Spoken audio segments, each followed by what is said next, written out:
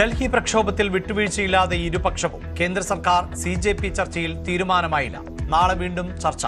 ധർമ്മേന്ദ്ര പ്രധാന്റെ രാജിയിൽ ഉറച്ച് CJP. വിദ്യാർത്ഥികളെ police മർദ്ദിച്ചതിന് പ്രധാനമന്ത്രി മാപ്പ് പറയണമെന്ന് രാഹുൽ ഗാന്ധി. പാർലമെന്റിൽ ഇന്നും ശക്തമായ പ്രതിഷേധം.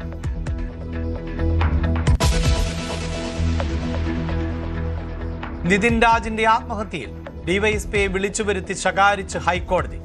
ഡോക്ടർ റാമിനെ അറസ്റ്റ് ചെയ്തതിൽ മാത്രം എന്തുകൊണ്ട് വീഴ്ചയെന്ന് ചോദ്യം. അന്വേഷിച്ച 10 കേസിൽ 9ലും ശരിയായി പ്രവർത്തിച്ചല്ലോ എന്നും കോടതി.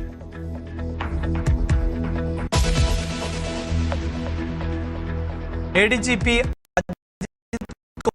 ഗുരുതര ചട്ടലംഘനം നടത്തിയെന്ന DGPയുടെ റിപ്പോർട്ട്. കേസ് ഡയറി അട്ടിമറിക്കാൻ ഉദ്യോഗസ്ഥർക്ക് മേൽ സമ്മർദ്ദം ചെലുത്തി. സ്വന്തം ഓഫീസ് ജീവനക്കാരെ ദുരുപയോഗിച്ചുവെന്നും കണ്ടെത്തൽ. അഡ്മിനിസ്ട്രേറ്റീവ് ട്രൈബ്യൂണലിനെ സമീപിക്കാൻ അജിത് കുമാർ.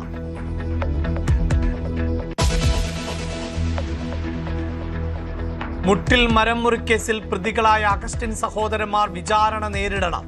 പ്രതികൾ നൽകിയ ഹർജി ഹൈക്കോടതി റദ്ദാക്കി. വിശ്വാസവഞ്ചനാ കുറ്റം നിലനിൽക്കുമെന്ന് കോടതി.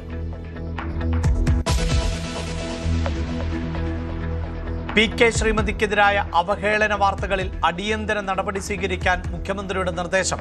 പരാതി ആഭ്യന്തര വകുപ്പിന് കൈമാറി. വാർത്ത നൽകിയ സ്ഥാപനങ്ങളിലേക്ക് മാർച്ച് നടത്തി CPIM.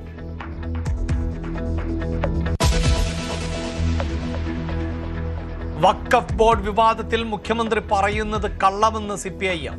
കേസ് തള്ളിയിട്ടില്ലെന്ന് MV ഗോവിന്ദൻ. വിധി വരും മുമ്പ് സംഘപരിവാർ ആഗ്രഹിക്കുന്നത് നടപ്പാക്കാൻ മുഖ്യമന്ത്രിക്ക് വ്യഗ്രതയെന്നും CPIM സംസ്ഥാന സെക്രട്ടറി.